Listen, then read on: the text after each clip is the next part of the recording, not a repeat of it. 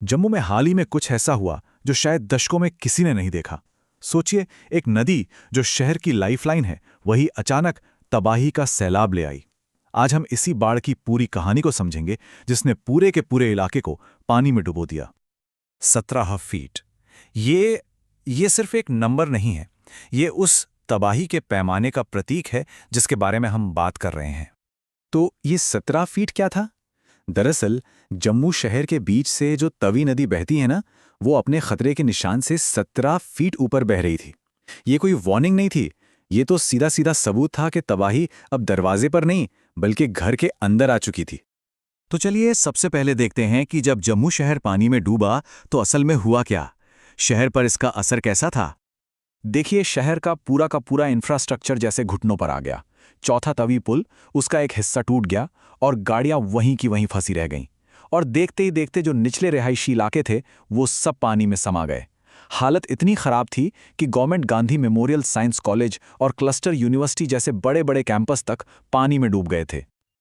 और इसी से जुड़ी एक तस्वीर जहन में आती है। एक रिपोर्ट में बताया गया कि स्टूडेंट्स को घुटनों तक भरे पानी से गुजरना पड़ रहा था।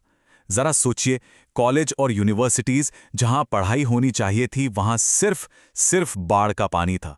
ये मंजर उस दिन के हालात को साफ साफ बयां करता है। लेकिन ये कहानी सिर्फ जम्मू शहर की नहीं है। तबाही का ये सिलसिला शहर से कहीं दूर ज्यादा विनाशकारी रूप ले चुका था।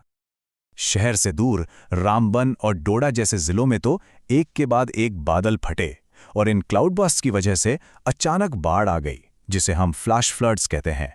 इस सैलाब ने न सिर्फ लोगों के घर छीन लिए, बल्कि जम्मू श्रीनगर हाईवे जैसी जरूरी सड़क को भी पूरी तरह से बंद कर दिया।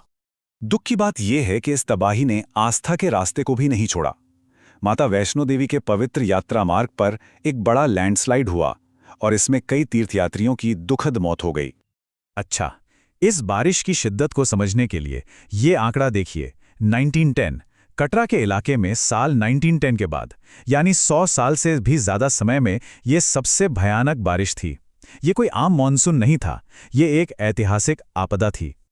और फिर कठुआ जिले से एक ऐसी खबर आई जिसने सबको अंदर तक हिला दिया। वहां भी बादल फटने से आई बाढ़ ने कम से कम 7 जानें ले लीं और उनमें 5 छोटे छोटे बच्चे थे। ये सिर्फ आंकड़े नहीं हैं, ये इस आपदा का सबसे दर्दनाक चेहरा है। तो अब सबसे बड़ा सवाल ये उठता है कि आखिर ऐसा हुआ क्यों? अचानक इतनी तबाही आई कैसे? इसके पीछे विज्ञान है, एक तरह का मीटेरोलॉजिकल परफेक्ट स्टॉर्म। तो देखिए, इस पूरी घटना के पीछे 2 बड़े मौसम के सिस्टम्स का हाथ था। पहला है वेस्टर्न डिस्टर्बेंसेस या पश्चिमी विक्षोभ।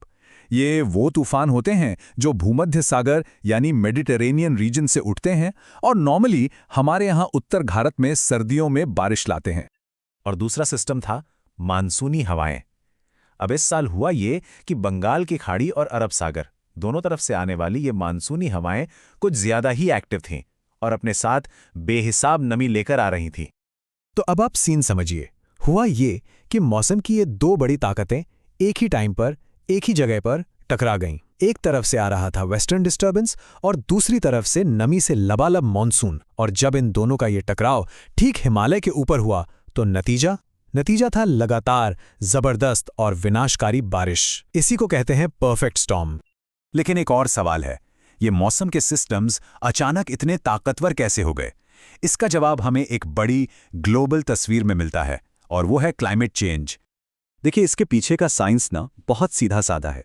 जब हमारा एटमॉस्फेयर, हमारा वातावरण गर्म होता है तो वो एक स्पंज की तरह ज्यादा नमी सोख सकता है।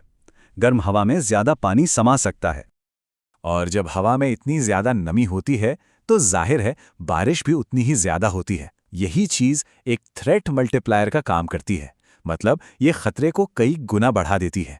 और यही वजह है कि एक ताकतवर तूफान जम्मू जैसी विनाशकारी आपदा में बदल गया। तो इतनी बड़ी तबाही के बीच जमीन पर क्या हो रहा था? बचाव और राहत के लिए क्या कदम उठाए गए? अधिकारियों ने फौरन एक्शन लिया। तवी और चिनाब नदियों के लिए हाई अलर्ट जारी कर दिए गए।